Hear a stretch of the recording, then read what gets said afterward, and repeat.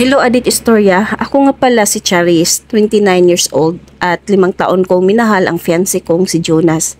Akala ko siya na ang magiging asawa ko, ang lalaking makakasama ko habang buhay. Pinagkatiwalaan ko pati ang pamilya niya, lalo na ang nanay niyang si Salve na laging sweet sa akin tuwing bumibisita.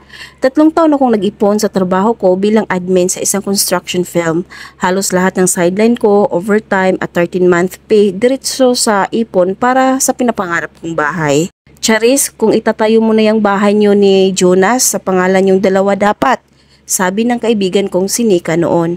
Nginitian ko lang siya, oo, pero wala pa siyang ambag. Sa ngayon, akin muna ang pangalan pero bala ko naman siyang idagdag pagkasal na kami. At dumating ang araw na natupad ko yon, nakabili ako ng lote at nakapagtayo ng simpleng bungalo. Ako lahat ang nagbayad, mula architect hanggang gripo sa banyo. Si Jonas, supportive pero walang naiambag na pera. Noong malapit nang matapos ang bahay, sinabi niya sa akin, "Love, tingin mo, pwede na bang ipaayos ang papilis kay mama? Siya kasi may kakilala sa munisipyo para mabilis." Nagdadalawang isip ako, pero pinagkatiwalaan ko siya. Pinapirma nila ako ng mga dokumento, sabi nila para daw sa building permit at titulo. Hindi ko alam na iba ang nakalagay. Lumipas ang 3 linggo, napansin kong parang iniwasan ako ni Jonas at Salve. Lagi ng gabi umuwi si Jonas tapos minsan hindi na sumasagot ng tawag. Kinukutuban ako pero pilit kong inintindi. Hanggang isang araw, umuwi ako galing trabaho at may ibang tao sa bahay. May babaeng estranghero na nagligpit ng mga gamit ko sa kahon. "Miss, anong ginagawa mo?" Gulat kong tanong. "Ay, ako po ang bagong may-ari. Sabi po ng dating nakatira, kukunin na daw ninyo ang mga gamit ninyo ngayong araw." Parang gumuho ang mundo ko. Tumawag ako kay Jonas, nanginginig. "Jonas, ano to? Bakit may ibang tao dito sa bahay?" Busis ko na nanginginig. Sumagot siya sa malamig. "Usap na lang tayo bukas. Huwag kang gumawa ng eksena." "Anong eksena? Bahay ko to. Pinaghirapan ko to." Saka biglang sumingit si Salvi sa kabilang linya. "Iha, huwag kang makulit. Hindi iyo ang bahay. Pinirmahan mo ang deed of transfer, remember? At ikaw pa ang nagbigay ng photocopy ng ID mo." Parang tumaas ang dugo ko.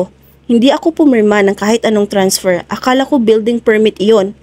Kasalanan mo na yon kung hindi mo binasa. At saka, hindi naman kayo kasal ng anak ko, kaya wala kang karapatan. Iyon ang huling bisis na sumagot si Jonas sa tawag ko. Naiyak ako sa labas ng bahay na ako ang nagpatayo. Habang tinatanggal ang kurtinang ako mismo ang nagtabas, pakiramdam ko wala akong natira. Kinabukasan, pumunta ako kay Nika. Yakap niya palang bumigay na luha ko. "Kailangan mong umahon. Kailangan mong lumaban," sabi niya. Hindi pwedeng ganyan lang. Inirefer niya ako sa pinsan niyang abogado, si Attorney Ramon. Nakinig siya sa kwento ko, tahimik pero matalim ang mata. "Anong pinapirma nila sa'yo?" "Ito po." Pinakita ko ang folder photocopy ng dokumentong pinapirma nila. Pagbukas niya, nalaki ang mata ko sa sinabi niya, "Ang pinirmahan mo ay special power of attorney para sa nanay ng fiancé mo. Sa papel, sila ngayon ang may-ari ng lupa at bahay." Nanginginig ang tuhod ko, pero tumikhim si Attorney Ramon. "Pero tika lang, may mali sila at may laban tayo." Inimbestagahan niya agad. Lumabas na walang kahit isang resibong nakapangalan kay Jonas o Salve. Lahat ay nasa pangalan ko. May bank statements, contracts at testimonya pa ng architect at supplier. At higit sa lahat, hindi notarized ng tama ang dokumento. Fake ang pirma ng supposed witness at kulang ang 2 pahina. "Pwede nating pa-annul at magsampa ng kasong estafa at falsification of documents," sabi ni attorney. Hindi ako nagdalawang isip. Kahit gumapang sila sa lupa, babawiin ko yung bahay. Nag-file kami ng kaso. Makalipas ang ilang linggo, dumating ang sheriff kasama ako at si Nika.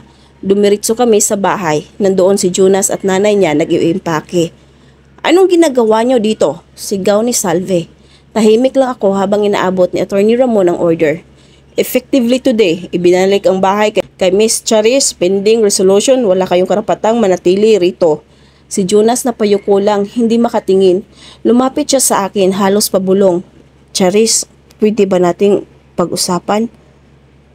Bumalik ka na lang kapag dinala ka na sa korte at huwag mo nang tawagin ang pangalan ko." Umiyak siya pero wala akong pakiramdam. Ang sakit, oo, pero hindi na nila ako kayang gibain. Ngayon nakatira ulit ako sa bahay na pinaghirapan ko. Pero mas matatag ako, kinuha ko ang apelyido kong buong buo.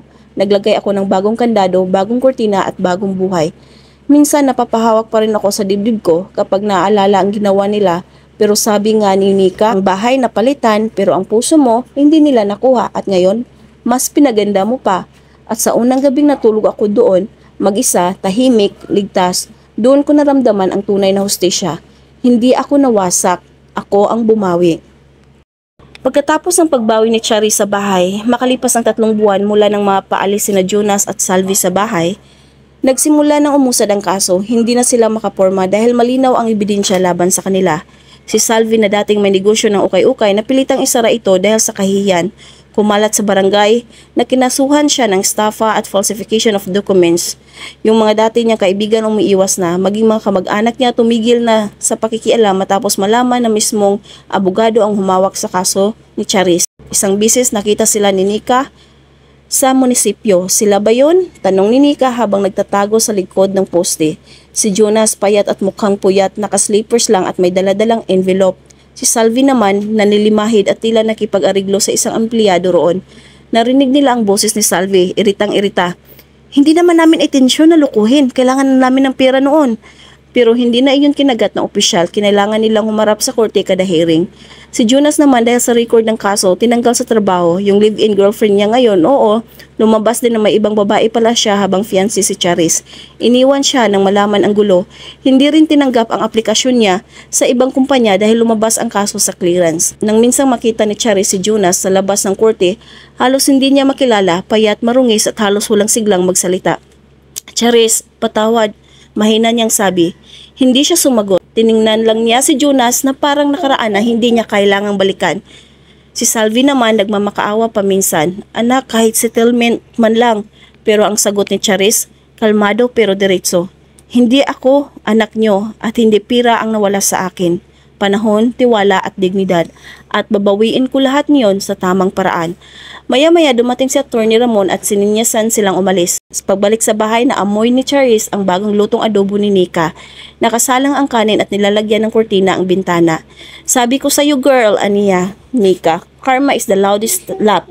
Hindi mo kailangang lumingon, napangiti si Alma. Hindi man lang nawala ang sugat, natuto siyang magmahal sa sarili, ng buo, nang walang takot at nang hindi pahiram ang pag-aari niya sa maling tao.